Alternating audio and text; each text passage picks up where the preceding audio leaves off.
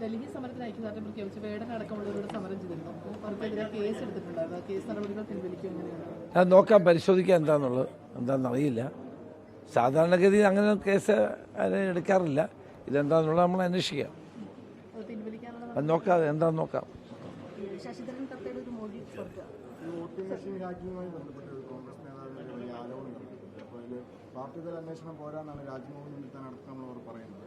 അത്തരം ഒരു ഹാക്കിംഗ് ഒന്നും നടക്കില്ല. എന്തുകൊണ്ടാണ് അദ്ദേഹം അങ്ങനെ പറഞ്ഞോന്ന് എനിക്കറിയില്ല. ഏതായാലും പറഞ്ഞിട്ടുണ്ടെങ്കിൽ അത് ശരിയല്ല. അങ്ങനെ ആളുകളുടെ പണം ചോദിച്ചിട്ടുണ്ടോ എന്ന് എനിക്കറിയില്ല. എന്നാൽ അത്തരം നടപടികളൊന്നും അംഗീകരിക്കാൻ പറ്റുന്നതല്ല.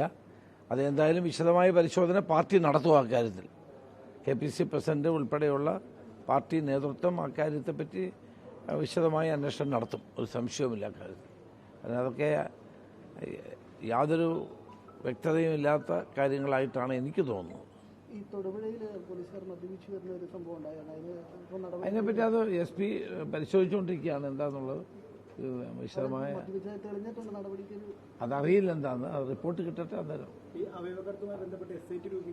അതെ അതെ അതെ. ഒരു കാര്യം ഞാൻ വളരെ വ്യക്തമായി പറയുന്നു. ചില ആശുപത്രികൾ കേന്ദ്രീകരിച്ചുകൊണ്ട് അവയവ കച്ചവടം നടക്കുന്നുള്ള പരാതികൾ കിട്ടിയതിൻ്റെ അടിസ്ഥാനത്തിലാണ് സംസ്ഥാന ഗവൺമെൻറ് ആഭ്യന്തര വകുപ്പ് ഒരു SIT രൂപീകരിച്ചത്. അത് ശക്തമായി തന്നെ അതിനെ നിയന്ത്രിക്കും. ഒരു സംശയവും വേണ്ട. അങ്ങനെ ആരെങ്കിലും അതുകൊണ്ടാണ് എറണാകുളം റൂറൽ SPയുടെ നേതൃത്വത്തിൽ ഒരു അന്വേഷക സംഘത്തെ നിയോഗിച്ചത്. ഇത് വളരെ വ്യാപകമായ തോതിൽ കേരളത്തിൽ അവയവ കച്ചവടം നടക്കുന്നതായി അറിഞ്ഞതിൻ്റെ പേരിലും പരാതികൾ വന്നതിൻ്റെ പേരിലുമാണ് അതൊരു SIT രൂപീകരിച്ചത്. SITയുടെ പ്രവർത്തനം ഉടൻ തന്നെ ആരംഭിക്കും. ഇന്നലെ ഞാൻ എറണാകുളം റൂറൽ SP ആയിട്ട് സംസാരിച്ചിരുന്നു. അദ്ദേഹം പറഞ്ഞു ഓർഡർ കിട്ടി, ഉടൻ തന്നെ ആരംഭിക്കുമെന്ന് പറഞ്ഞു. അല്ല, അതെല്ലാം പരിശോധിക്കും, തീർച്ചയായിട്ടും പരിശോധിക്കും. കേരളത്തിൽ ഒരു കാരണവശാലും അംഗീകരിക്കാൻ കഴിയുന്ന ഒന്നല്ല. അതിന് ചില വ്യവസ്ഥാപിതമായ നടപടികളുണ്ട്, സുപ്രീം കോടതിയുടെ നിർദ്ദേശങ്ങളുണ്ട്. അതൊന്നും പാലിക്കാതെ ആളുകളുടെ അവയവങ്ങൾ മോഷ്ടിച്ചു കൊടുത്ത് പണം ഉണ്ടാക്കുന്ന ആളുകൾ ധാരാളമുണ്ട്. അതിനൊക്കെ നിയന്ത്രിച്ചാൽ മതിയാവും. അതുകൊണ്ടാണ് പരാതികൾ കിട്ടിയതിൻ്റെ അടിസ്ഥാനത്തിലാണ് SIT രൂപീകരിച്ചത്. SITയുടെ പ്രവർത്തനം ഉടൻ തന്നെ ആരംഭിക്കും.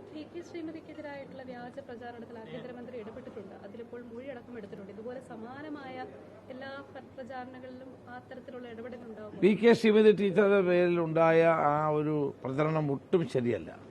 ഇത്തരം വ്യാജ പ്രചരണങ്ങൾ ആര് നടത്തിയാലും അത് ശരിയല്ല. അത് പരാതി കിട്ടി, മുഖ്യമന്ത്രി ആ പരാതി എനിക്ക് നൽകിയിരുന്നു.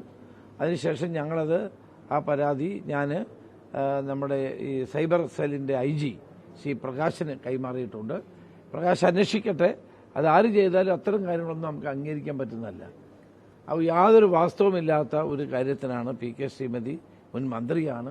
അവർ സംസ്ഥാനത്തെ ഒരു വനിതാ നേതാവാണ്. ദേശീയ തലത്തിൽ പ്രവർത്തിക്കുന്ന വ്യക്തിയാണ്. അവരെപ്പോലുള്ള ആളിനെ ഒരു മര്യാദയുമില്ലാതെ അപമാനിച്ചതിനോട് നമുക്ക് ഒരിക്കലും അംഗീകരിക്കാൻ കഴിയില്ല. അത് സൈബർ സെല്ല് എൻ്റെ SPക്ക് കൊടുത്തത് അതുകൊണ്ടാണ്. അന്വേഷിക്കട്ടെ. അന്വേഷിച്ചിട്ട് ശക്തമായ നടപടി അതിലുണ്ടാവും. ഒരു സംശയവും വേണ്ട.